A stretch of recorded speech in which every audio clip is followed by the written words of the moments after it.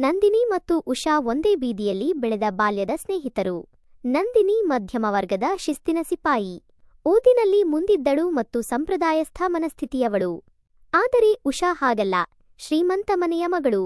ಅವಳಿಗೆ ಪ್ರಪಂಚದ ಎಲ್ಲಾ ಸುಖಗಳನ್ನು ಅನುಭವಿಸಬೇಕೆಂಬ ಹಪಹಪಿ. ಕಾಲೇಜು ದಿನಗಳಿಂದಲೂ ಉಷಾಳದ್ದು ಬಣ್ಣದ ಬದುಕು. ಅನೇಕ ಹುಡುಗರೊಂದಿಗೆ ಸುತ್ತಾಡುವುದು, ಪಾರ್ಟಿ ಮಾಡುವುದು ಅವಳ ಹವ್ಯಾಸವಾಗಿತ್ತು. ನೋಡು ಉಷಾ, ಇದೆಲ್ಲ ಸರಿಯಿಲ್ಲ, ನಿನ್ನ ಭವಿಷ್ಯ ಹಾಳಾಗುತ್ತೆ ಎಂದು ನಂದಿನಿ ಎಷ್ಟೋ ಬಾರಿ ಬುದ್ಧಿ ಹೇಳಿದ್ದಳು. ಒಮ್ಮೆ ಪಕ್ಕದ ಮನೆಯ ವ್ಯಕ್ತಿಯ ಜೊತೆ ಉಷಾ ಹೋಟೆಲ್ಗೆ ಹೋಗಿ ಬಂದ ವಿಷಯ ತಿಳಿದಾಗ ನಂದಿನಿ ಜಗಳವಾಡಿದ್ದಳು. ಆಗ ಉಷಾ ಇನ್ನೊಮ್ಮೆ ಹೀಗೆ ಮಾಡಲ್ಲ ಎಂದು ದೇವರಾಣೆ ಮಾಡಿದ್ದಳು. ಆದರೆ ಆ ಆಣೆ ಹೆಚ್ಚು ದಿನ ಉಳಿಯಲಿಲ್ಲ. ನ್ಯೂ ಇಯರ್ ಪಾರ್ಟಿ ನೆಪದಲ್ಲಿ ಉಷಾ ಮತ್ತೆ ಹಳೆಯ ಚಾಳಿ ಮುಂದುವರಿಸಿದ್ದಳು. ಮನೆಯಲ್ಲಿ ಸುಳ್ಳು ಹೇಳಿ ರಾತ್ರಿ ಇಡೀ ಪಾರ್ಟಿಯಲ್ಲಿ ಕಳೆದು ಬಂದಿದ್ದಳು. ಈ ವಿಷಯ ನಂದಿನಿಗೆ ತಿಳಿದಾಗ ಅವಳಿಗೆ ಅಸಹ್ಯವೆನಿಸಿತ್ತು. ನಂಬಿಕೆ ದ್ರೋಹ ಮಾಡಿದ ಗೆಳತಿಯ ಮುಖ ನೋಡಬಾರದು ಎಂದು ನಿರ್ಧರಿಸಿದ್ದಳು. ಆದರೆ ಈಗ ಐಸ್ ಕ್ರೀಂ ಹಿಡಿದು ದಯನೀಯವಾಗಿ ನೋಡುತ್ತಿರುವ ಉಷಾಳನ್ನು ಕಂಡು ನಂದಿನಿಯ ಮನಸ್ಸು ಕರಗತೊಡಗಿತು. ಇನ್ನೊಮ್ಮೆ ಹೀಗೆ ಮಾಡಿದರೆ ನಾನು ಸತ್ತರೂ ನಿನ್ನ ಮುಖ ನೋಡಲ್ಲ ಎಂದು ಎಚ್ಚರಿಸಿ ನಂದಿನಿ ಐಸ್ ಕ್ರೀಂ ತಿನ್ನಲಾರಂಭಿಸಿದಳು. ಆದರೆ ಉಷಾಳ ಈ ಚಂಚಲ ಮನಸ್ಸು ಮುಂದೆ ಯಾವ ದೊಡ್ಡ ಅನಾಹುತಕ್ಕೆ ಕಾರಣವಾಗಲಿದೆ ಎಂಬ ಊಹೆ ನಂದಿನಿಗೆ ಇರಲಿಲ್ಲ. ಹೊಸ ಜೀವನದ ಅಧ್ಯಾಯ. ಕಾಲ ಉರುಳಿದಂತೆ ಇಬ್ಬರ ಬದುಕಿನಲ್ಲೂ ಹೊಸ ಅಧ್ಯಾಯ ಶುರುವಾಯಿತು. ನಂದಿನಿಗೆ ಸುಂದರ್ ಎಂಬ ಸುಸಂಸ್ಕೃತ, ಸುಂದರ ಹುಡುಗನ ಜೊತೆ ವಿವಾಹವಾಯಿತು. ಸುಂದರ್ ಹೆಸರಿಗೆ ತಕ್ಕಂತೆ ನೋಡಲು ಆಕರ್ಷಕವಾಗಿದ್ದ ಮಾತ್ರವಲ್ಲ, ನಂದಿನಿಯನ್ನು ಜೀವಕ್ಕಿಂತ ಹೆಚ್ಚಾಗಿ ಪ್ರೀತಿಸುತ್ತಿದ್ದ. ಅವರದ್ದು ಸುಖ ಸಂಸಾರ. ಇತ್ತ ಉಷಾಳಿಗೂ ಮದುವೆಯಾಯಿತು.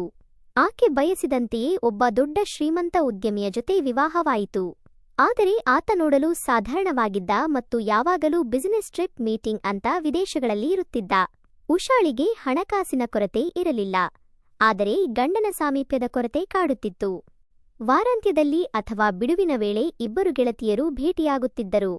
ಉಷಾಳ ಮನೆ ನಂದಿನಿಯ ಮನೆಯಿಂದ ಸ್ವಲ್ಪ ದೂರವಿದ್ದರೂ ಅವಳು ಆಗಾಗ ಬರುತ್ತಿದ್ದಳು. ನಂದಿನಿಯ ಮನೆಯಲ್ಲಿ ಅವಳು ಕಂಡ ದೃಶ್ಯಗಳು ಅವಳ ಎದೆಯಲ್ಲಿ ಅಸೂಯೆಯ ಕಿಡಿ ಹೊತ್ತಿಸಿದವು. ಸುಂದರ್ ನಂದಿನಿಯನ್ನು ನೋಡಿಕೊಳ್ಳುವ ರೀತಿ, ಅವರಿಬ್ಬರ ನಡುವಿನ ಪ್ರೀತಿಯ ಸರಸಗಳು ಉಷಾಳ ಕಣ್ಣು ಕುಕ್ಕುತ್ತಿದ್ದವು. ನನ್ನ ಹತ್ತಿರ ಹಣವಿದೆ, ಒಡವೆಯಿದೆ, ಆದರೆ ನಂದಿನಿಗೆ ಸಿಕ್ಕಿರುವ ಪ್ರೀತಿ ನನಗಿಲ್ಲವಲ್ಲ ಎಂದು ಕೊರಗುತ್ತಿದ್ದಳು. ಉಷಾಳ ಗಂಡನಿಗೆ ಪ್ರೇಮ ಸಲ್ಲಾಪಕ್ಕಿಂತ ಬಿಸಿನೆಸ್ ಮುಖ್ಯವಾಗಿತ್ತು. ಕಾಮದ ಬಲೆ. ದಿನಗಳೂ ಕಳೆದಂತೆ ಉಷಾ ನಂದಿನಿಯ ಮನೆಗೆ ಬರುವುದು ಹೆಚ್ಚಾಯಿತು. ಆದರೆ ಅವಳು ಬರುತ್ತಿದ್ದದ್ದು ನಂದಿನಿಗಾಗಿ ಅಲ್ಲ, ಬದಲಾಗಿ ಸುಂದರ್ನನ್ನು ನೋಡಲು. ಸುಂದರ್ನ ಮೈಕಟ್ಟು, ಅವನ ನಗು ಉಷಾಳನ್ನು ಆಕರ್ಷಿಸುತ್ತಿತ್ತು. ತನ್ನ ಹಳೆಯ ಚಾಳಿ ಮತ್ತೆ ಮರುಕಳಿಸುತ್ತಿತ್ತು. ಸುಂದರ್ನನ್ನು ಹೇಗಾದರೂ ಮಾಡಿ ತನ್ನವನನ್ನಾಗಿ ಮಾಡಿಕೊಳ್ಳಬೇಕು ಎಂಬ ಕೆಟ್ಟ ಆಲೋಚನೆ ಅವಳ ತಲೆಯಲ್ಲಿ ಹುಳದಂತೆ ಕೊರೆಯುತ್ತಿತ್ತು. ತನ್ನ ಪ್ರಾಣ ಸ್ನೇಹಿತೆಯ ಗಂಡ ಎಂಬುದನ್ನು ಮರೆತು ಕಾಮದ ಬಲೆಯಲ್ಲಿ ಸಿಲುಕಿದಳು. ಅದಕ್ಕೊಂದು ಅವಕಾಶಕ್ಕಾಗಿ ಕಾಯುತ್ತಿದ್ದ ಉಷಾಳಿಗೆ ವಿಧಿಯೇ ದಾರಿ ಮಾಡಿಕೊಟ್ಟಂತೆ ಒಂದು ಘಟನೆ ನಡೆಯಿತು. ನಂದಿನಿ ತವರು ಮನೆಗೆ ಹೋಗುವ ಪ್ರಸಂಗ ಎದುರಾಯಿತು. ನಂದಿನಿ ಇಲ್ಲದ ಮನೆಯಲ್ಲಿ ಉಷಾ ತನ್ನ ಪ್ಲಾನ್ ಅನ್ನು ಕಾರ್ಯರೂಪಕ್ಕೆ ತರಲು ನಿರ್ಧರಿಸಿದಳು. ನಂದಿನಿ ಊರಿಗೆ ಹೋಗಿ ಇನ್ನೂ 1 ದಿನವಾಗಿತ್ತಷ್ಟೇ. ಅವಳು ಬರಲು 4 ದಿನಗಳು ಬೇಕಿತ್ತು. ಇದೇ ಸರಿಯಾದ ಸಮಯ ಎಂದು ಭಾವಿಸಿದ ಉಷಾ ಅಂದವಾಗಿ ತಯಾರಾದಳು. ಕಡು ಕೆಂಪು ಬಣ್ಣದ ಸೀರೆ ಉಟ್ಟು, ಮಲ್ಲಿಗೆ ಹೂ ಮುಡಿದು, ಮೈತುಂಬ ಸುಗಂಧ ದ್ರವ್ಯ ಸಿಂಪಡಿಸಿಕೊಂಡು ಸುಂದರ್ನ ಮನೆಗೆ ಬಂದಳು. ಸುಂದರ್ ಒಬ್ಬನೇ ಹಾಲ್ನಲ್ಲಿ ಕುಳಿತು ಟಿವಿ ನೋಡುತ್ತಿದ್ದ. ಉಷಾಳನ್ನು ಕಂಡು ಆಶ್ಚರ್ಯವಾಯಿತು. ಬನ್ನಿ ಉಷಾ ಅವರೇ, ನಂದಿನಿ ಊರಿಗೆ ಹೋಗಿದ್ದಾಳೆ ಎಂದನು. ಗೊತ್ತು ಸುಂದರ್, ಸುಮ್ನೆ ಬೋರಾಗ್ತಿತ್ತು. ಕಾಫಿ ಕುಡಿದು ಹೋಗೋಣ ಅಂತ ಬಂದೆ ಎಂದು ನಗುತ್ತಾ ಒಳಬಂದಳು. ಸುಂದರ್ ಕಾಫಿ ಮಾಡಲು ಅಡುಗೆ ಮನೆಗೆ ಹೋದಾಗ ಉಷಾ ಸೋಫಾದಲ್ಲಿ ಕುಳಿತು ತನ್ನ ಸೀರೆಯ ಸೆರಗನ್ನು ಸ್ವಲ್ಪ ಸಡಿಲಬಿಟ್ಟಳು. ಸುಂದರ್ ಕಾಫಿ ತಂದುಕೊಟ್ಟಾಗ ಅವನ ಪಕ್ಕದಲ್ಲೇ ಕುಳಿತುಕೊಂಡಳು. ಅವಳ ವರ್ತನೆ ಸುಂದರ್ಗೆ ಮುಜುಗರ ತರಿಸಿತು. ಸುಂದರ್, ನೀವು ತುಂಬಾ ಲಕ್ಕಿ. ನಂದಿನಿ ಪುಣ್ಯ ಮಾಡಿದ್ದಾಳೆ ಎಂದು ಮಾತು ಶುರು ಮಾಡಿದಳು. ಮಾತನಾಡುತ್ತಾ ಮೆಲ್ಲನೆ ಅವನ ಕೈಯ ಮೇಲೆ ಕೈಯಿಟ್ಟಳು. ಸುಂದರ್ ಗಾಬರಿಯಿಂದ ಹಿಂದಕ್ಕೆ ಸರಿದ. ಏನ್ ಮಾಡ್ತಿದ್ದೀರಾ ಉಷಾ?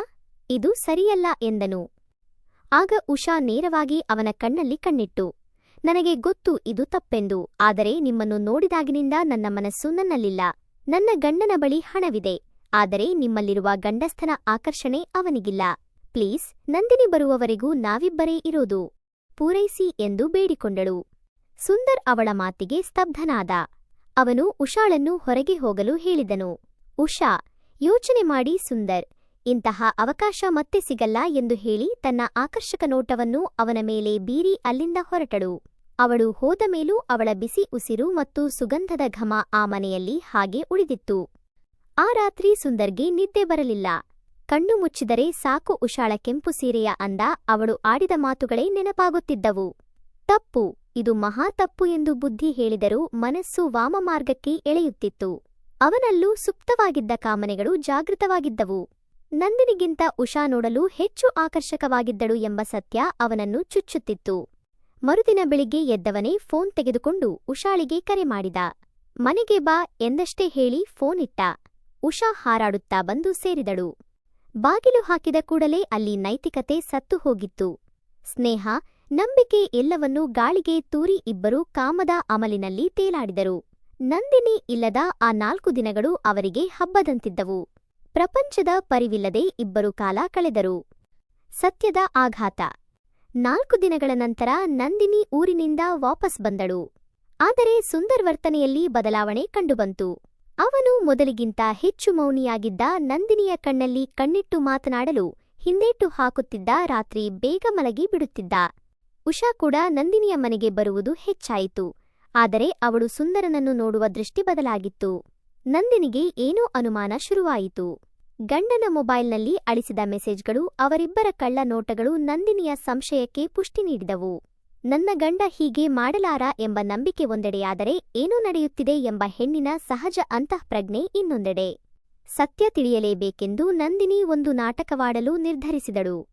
ಒಂದು ದಿನ ಬೆಳಿಗ್ಗೆ ನಂದಿನಿ ಸುಂದರ್ಗೆ, ನನ್ನ ಫ್ರೆಂಡ್ ಮದುವೆಯಿದೆ, ಊರಿಗೆ ಹೋಗಬೇಕು, ಬರಲು ರಾತ್ರಿ ಆಗುತ್ತೆ ಎಂದು ಹೇಳಿ ಮನೆಯಿಂದ ಹೊರಟಳು.